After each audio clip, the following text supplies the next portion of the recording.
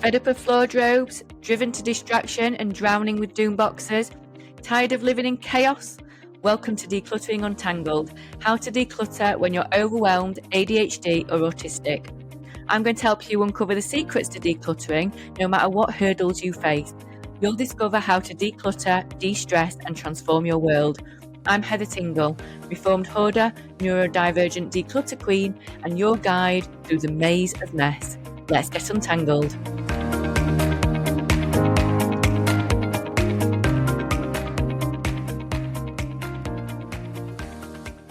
Hello Untanglers and welcome back to another episode of Decluttering Untangled with me, your host Heather Tingle. Right, so today's episode is one that I've been meaning to record for absolutely ages because this comes up so often with clients. It comes up in my membership, it comes up online. It used to happen to me all the time before I figured out ways around it and what's actually going on. So I want to talk to you about the waiting game that we go through. So that feeling of being stuck because you're kind of waiting for one thing to happen before you can move anything else forward. So it's a bit of a domino effect where one thing impacts another, which impacts another, which impacts another, and you get stuck with it. I've got a bit of a solution for you that I use with clients all the time. It's really simple. It is also messy in the short term, but it's absolutely going to change how you approach this kind of thing, and there's some really good reasons why. So I guess we get into it.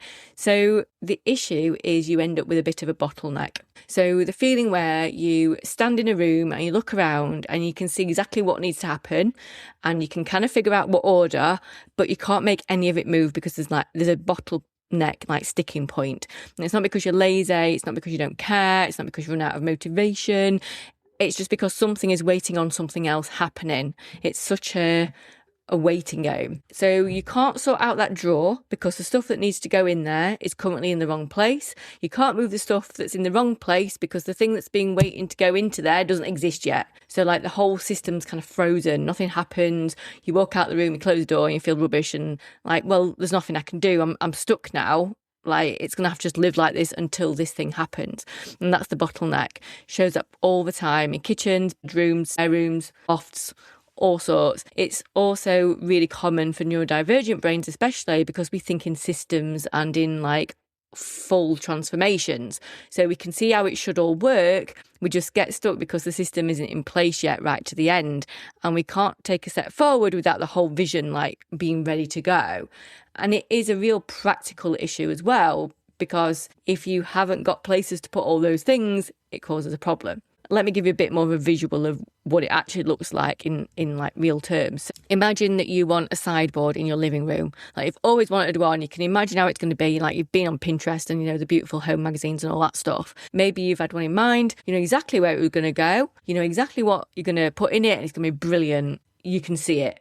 The problem is you don't have a sideboard. Like you've not got the budget for it yet. You've not got the money. You've not had the time to shop for one, whatever. Usually it's a budget issue. So for example, with this, there is items in, say, the kitchen drawer.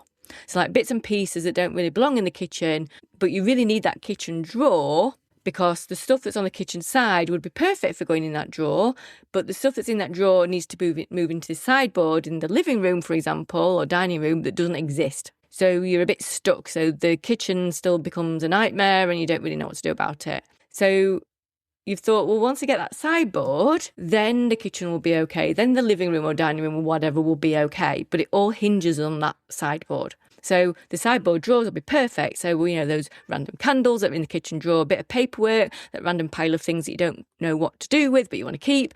That sideboard will be the magical solution for all of those problems. So the kitchen drawer is waiting for the sideboard. The stuff on the kitchen surface is waiting for the kitchen drawer, and therefore everything's unusable. You can't tackle the kitchen properly till the drawer's sorted. You can't sort the drawer until you've got the sideboard sorted. You can't get the sideboard yet because you haven't got the time or the budget or you haven't found the right one.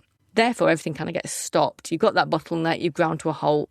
I'm hoping that this kind of feels familiar to some of you, because if it is, listen on. So I'm going to give you a HSIO moment. So a Heather says it's okay moment. I just want to pause for a minute and say, this is totally normal. Like, this stalls everybody. And it's not a failing. It's not a sign that you're bad at decluttering or that you've got to wait for this magical solution to randomly appear. You're not bad at life. You're not bad at being a grown-up. We're all bad at being a grown-up. The thing they don't realise about being a grown-up is that everybody's winging it. It's really a difficult problem, and it's almost like there's no solution, there's no blueprint you can follow, so you're stuck, and your brain has correctly identified that system isn't there, and therefore it's responded with, well, we're just going to have to wait till the system's there then. I can't do anything about it. So that makes perfect sense. Makes perfect sense to me anyway. So you're not alone in this, because I see it all the time.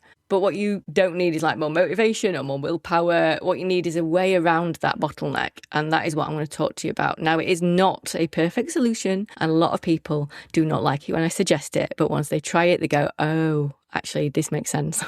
And it's the placeholder. So what I want you to do instead of waiting, being stuck, is act as if you've already got the thing. So literally, physically, in your home, act as if the sideboard is already there. Find the space where the sideboard would go and clear that space. This may mean that something else has to move and you need another placeholder somewhere else. Get some cardboard boxes, Amazon boxes, whatever you've got. Some Scub IKEA boxes are perfect for this.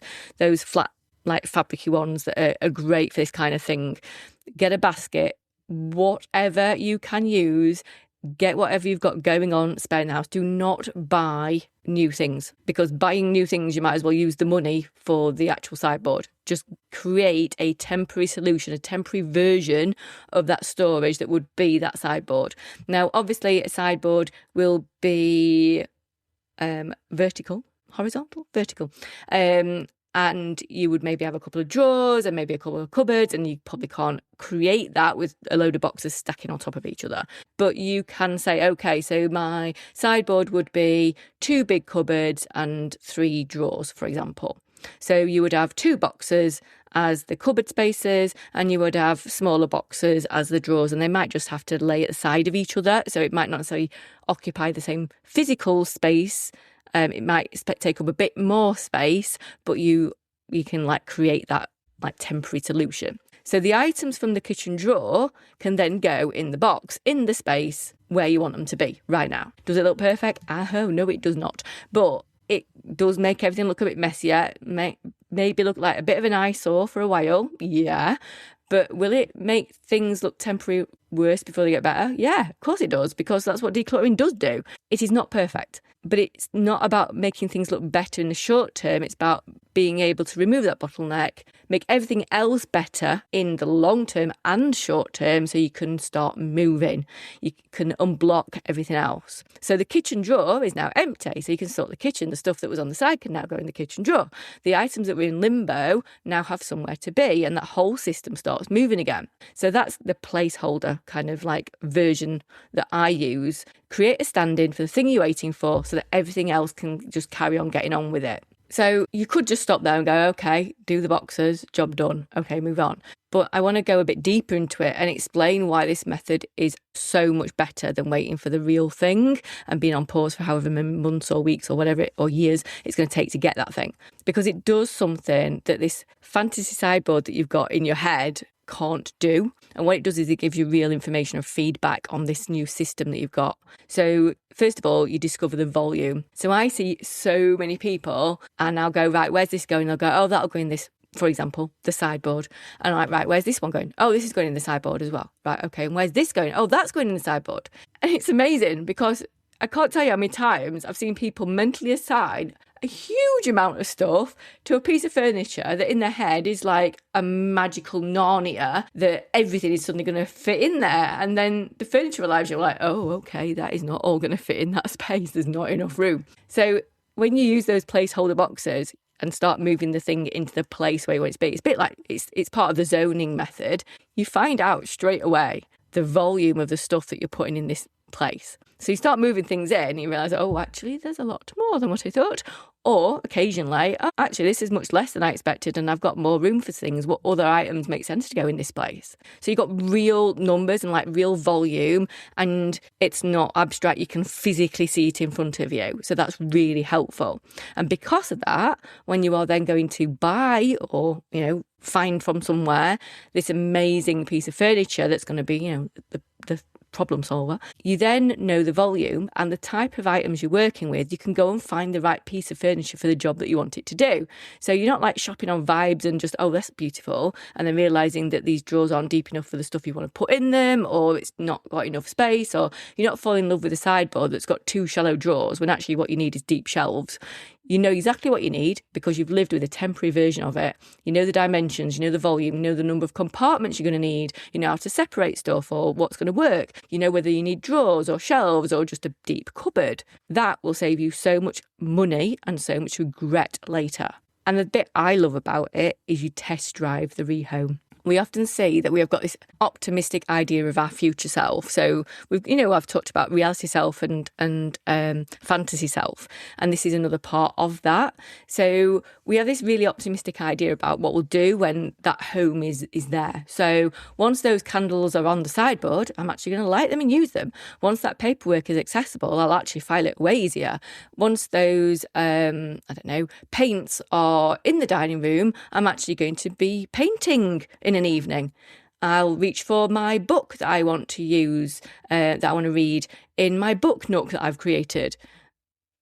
Yeah. Okay, maybe you will. Maybe you absolutely will, and it'll be amazing and it'll be wonderful, and that is absolutely celebration time because that's what I want for everyone in our world. But maybe it'll actually tell you a bit of the reality truth, which is actually you're not going to do it, even if you move it. If the items are sitting in a box in the living room, you're still not touching them, that's really important feedback. That's your brain telling you that the proximity maybe isn't the problem, that it wasn't the organisation or the storage that was the issue. It was the fantasy self that was maybe not accessible to you for some reason. You need to work on that rather than where the stuff was. That maybe you might not need all those volume of things as much as you think, and now you've got it all together, you can actually see the volume. Maybe this particular spot doesn't make sense because that's not actually where you use it, and what you're doing is you're getting things out of that spot and they're not going back because you're using them in a different place in the house instead, and maybe they need to be closer to that. So that placeholder strips away the fantasy. It shows you what you actually do or what you don't do, not what you imagine you will do. So that's really useful. And then I guess the other thing is it gets rid of the rose-tinted glasses. Because of all that, you go into this without the magical thinking that this sideboard is the answer to your prayers. Actually, it's just a piece of furniture. It's a really beautiful one, like a useful one, and you'll adore it when you get it. But actually, it isn't the thing that makes everything else work. What makes everything else work is the things being in the right place for you and how you live and you actually use them. Like, that's what makes it work, not this wonderful magical piece of furniture that's going to like solve all the problems. So what you might find is you need a sideboard with less stuff in it, because that placeholder helps you realise that some of those things can actually go entirely. You're never going to use them, even if you give yourself 6 months in that temporary home. What you might find is the stuff needs to live somewhere else, and a sideboard can serve as a different purpose. Or you don't actually want a sideboard altogether, you want something else. You might find that you've barely touched anything in that sideboard, temporary sideboard, for like 6 months or a year, and actually maybe it's time to re-look at that stuff and really decide, do you want to keep it? So all of that information is so useful, and that's what that temporary placeholder gives you. And that's not information you can get by waiting for that thing to arrive. So it's so useful. So I've used the sideboard as an example because it's a really obvious one that most people can understand. I hope everybody listening to this understands what a sideboard is. Let me know if you don't. It's like an easy to picture version of this bottleneck, but the principle works like everywhere in your home. So wait and sort your wardrobe out until you've built the right storage for it. Create a placeholder version of that storage first. Okay, so do temporary boxes instead of drawers. Or if you need a hanging rail, can you find somewhere to hang things instead first? Waiting to declutter your spare room until you move house. Can you create that like spare room automatically with like the fake bed in it or whatever? Or the underbed drawers, that's where that's going to live. Like, even if you just labelled like a box as this is underbed storage, and you have it somewhere else because it won't actually fit under your bed because you've got a divan or something, like create that placeholder of, okay, this is what I'm going to use it for. Because waiting to tackle the kitchen until you've had new shelving fitted, get some see what you've got that you can reuse in your house, whether that's shoe boxes or I don't know, an old bookcase or whatever, and use that as a stopgap to see what you really do need and if it's worthwhile investing in that. Anywhere the bottleneck is a thing that doesn't exist yet, you can create some kind of placeholder method to get things moving and analysing. So that is your challenge this week, if you want one. Have a think about when you're home, you're waiting on something. Where's that process like frozen? Where's the block? And is there something that you can do to remedy that? And then see if you can create a placeholder for that space. So can you use the boxes, the baskets, whatever you've got, make a temporary stand-in so that everything else can get moving. Even if it's, bags for life, or Amazon boxes that you've got laying around, they will be used, use them for that. Don't have to be pretty. It really doesn't. It's about placement and being able to access it in the place you expect it to be. It may mean that you end up doing a whole house Tetris with different placeholders everywhere, but that gives you the opportunity to really hone in on decluttering and working out the best places for things and then getting it right when you get that solution bought. So if it feels uncomfortable to have those boxes in the middle of your living room, good. That is really useful because that discomfort is the thing that will make you get to the end result quicker as well. It is that constant reminder, and it's still temporary. Everything in our homes, we live in this awful temporary limbo, and actually you can still be moving forward in the meantime. Do you have to explain that to someone coming around? That's up to you. Does it still feel bad inviting someone around? Well, probably, maybe, but it's messy short term. But moving forward, it's a massive long-term gain to get it right, because that's what decluttering is about, getting it right. Not these quick blitzers, not the just shoving things in a cupboard. It's about getting it right for long term, and the placeholder will absolutely help you do that because it will create that stand-in and let everything else move around. So come and find me in the Facebook community or on Instagram if you're on there, and tell me where your bottleneck or your placeholder is, and let's see if we can figure it out together, or let me know how you got on with it. I genuinely do love and need, because I'm a needy person, feedback. Let me know how useful this information is for you, and if you've got any suggestions on an episode, let me know. What is your specific problem, and I will hopefully have a solution for you. And before I go, did you get your DeclutterCon ticket yet?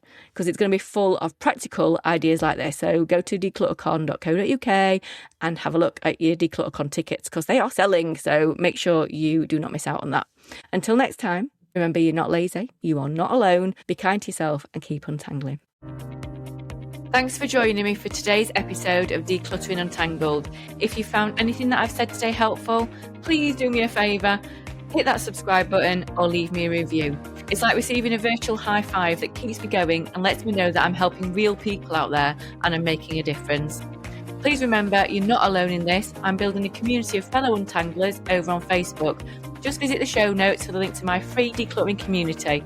So until next time, remember, you're not alone, you're not lazy, you can untangle your life.